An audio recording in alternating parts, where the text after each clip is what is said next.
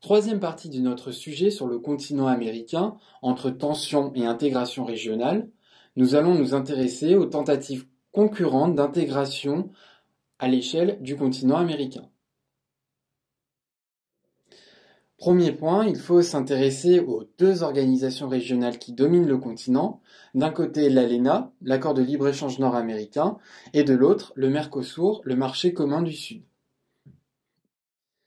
La première organisation, l'ALENA, a été fondée en 1994 autour du Canada et des États-Unis avant d'intégrer plus tard le Mexique.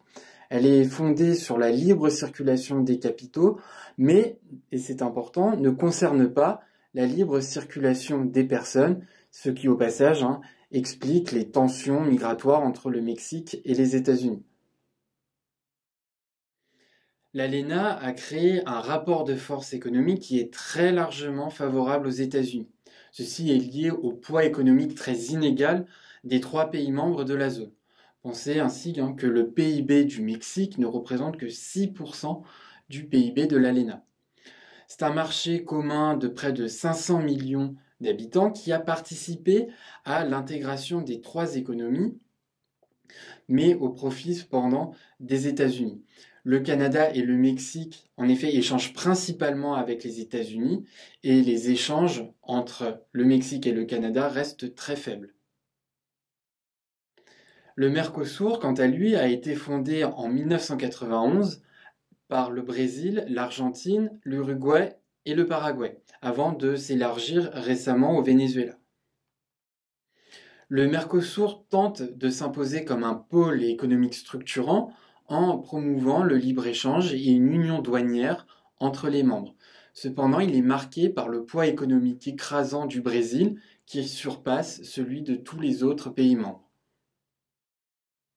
Deuxième point, à côté de ces deux organisations régionales dominantes, ALENA et Mercosur, il existe sur le continent américain d'autres organisations régionales et cette diversité est le signe des divisions face à l'impérialisme américain.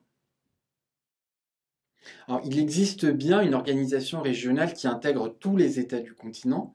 Il s'agit de l'Organisation des États américains qui a récemment intégré Cuba après que les États-Unis aient levé leur opposition à son entrée.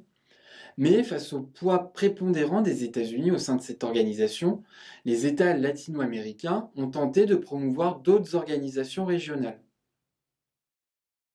Nous pouvons citer ici l'UNASUR, qui a été fondée en 2008 à Brasilia et qui concerne prioritairement l'Amérique du Sud.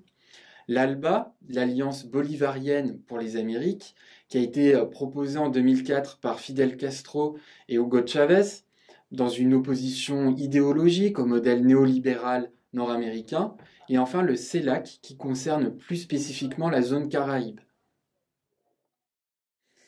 Dernier point, ceci nous amène à conclure que l'intégration sur le continent américain reste limitée. Alors elle reste visible à travers la réalisation de quelques projets transnationaux, mais elle rencontre rapidement ses limites et cela à différentes échelles. Déjà, à l'échelle continentale, nous pouvons citer l'échec de la zone de libre-échange des Amériques qui a été proposée par les États-Unis depuis le début des années 1990 et qui n'a pas encore abouti. À l'échelle régionale, nous pouvons ici évoquer les manques de solidarité entre les différents États ou encore les déséquilibres centre-périphérie au sein des États. Et enfin, à l'échelle locale, il nous faut rappeler les fortes disparités, les fortes inégalités à l'échelle urbaine. Ainsi, pour conclure ce chapitre, nous pourrons dire qu'il existe une forte intégration fonctionnelle sur le continent américain.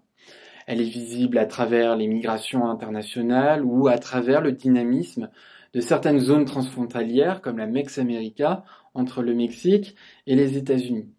Mais l'intégration économique et politique reste faible et cela notamment en raison des divisions entre les principaux acteurs du continent américain.